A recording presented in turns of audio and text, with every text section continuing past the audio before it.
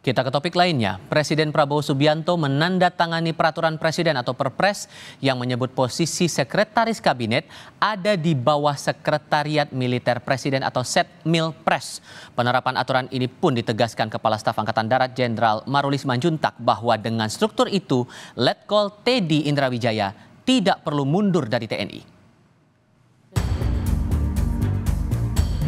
Presiden Prabowo Subianto menekan aturan yang menyebut posisi sekretaris kabinet ada di bawah Sekretariat Militer Presiden atau Setmilpres.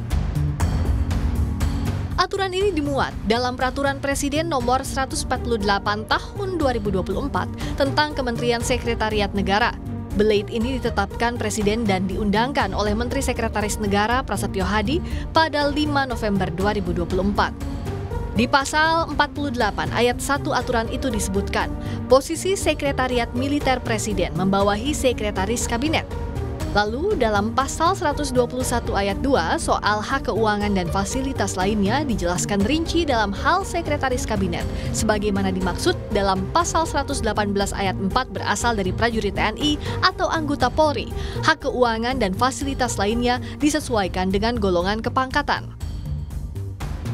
Sementara terkait status militer aktif Seskap, Letkol Teddy, Kepala Staf Angkatan Darat Jenderal TNI Maruli Simanjuntak mengatakan, Sekretaris Kabinet Letnan Kolonel Teddy Indrawijaya tidak perlu mundur dari TNI.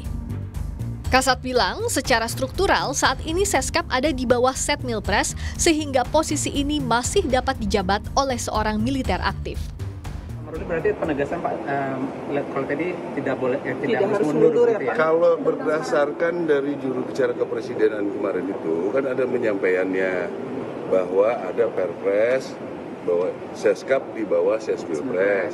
Setmilpres dari dulu dipimpin oleh bintang 2, tidak ada yang pensiun dari sejak aturannya ada. Artinya tidak harus mundur. Seharusnya di situ kalau berdasarkan itu tidak harus. Pak, tapi dianggap melanggar undang-undang yang lama. Enggak, kan di Setmilpres kan sudah ada tentara memang. Setmilpres kan tentara. Namun soal TNI duduki jabatan sipil, sejumlah pengamat mengingatkan.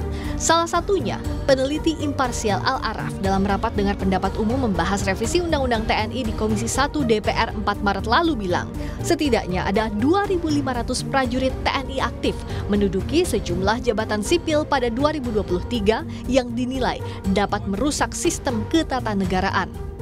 Jangan kembali tarik militer ke dalam ruang jabatan sipil. Jangan goda mereka masuk ke wilayah itu. Karena itu akan merusak tata sistem ketatanegaraan kita. Para pegawai negeri sipil punya harapan, punya mimpi untuk menjadi direktur, untuk menjadi pejabat. Tapi stop ketika mereka jabatannya diisi oleh militer aktif, diisi oleh polisi aktif. Tugas militer sebagai alat pertahanan negara, tugas politik penegakan hukum, Kamtibmas nggak usah masuk di birokrasi sipil. Terbaru soal jabatan sipil yang bisa diduduki TNI. Anggota Komisi 1 DPR RI TB Hasanuddin menjelaskan, rapat panja hari ini turut mendiskusikan opsi penambahan satu lembaga lagi yang jabatannya bisa diduduki prajurit TNI, yakni Badan Nasional Pengelola Perbatasan di bawah Kementerian Dalam Negeri.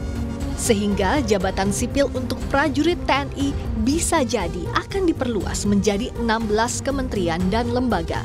Tim Liputan Kompas TV.